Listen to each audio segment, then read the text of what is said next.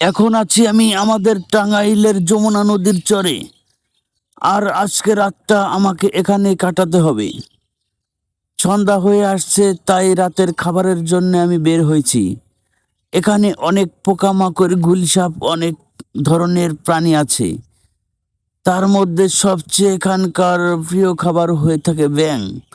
তাই আমি এখন ব্যাঙের উদ্দেশ্য বের হয়েছি। একটি ব্যাঙ ধরে আমি ওটাকে আও একটি ব্যাঙ চলে গেল পানির মধ্যে। আমি এখন একটি ব্যাঙ খুঁজে বের করে সেটাকে আগুনে পুড়িয়ে ভাজি করে খাওয়ার চেষ্টা করব।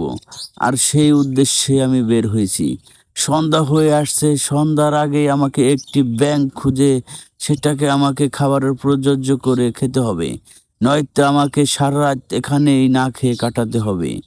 যত তাড়াতাড়ি সম্ভব সন্ধ্যা হয়ে আসছে, আমাকে ব্যাঙ খুঁজে বের করতেই হবে।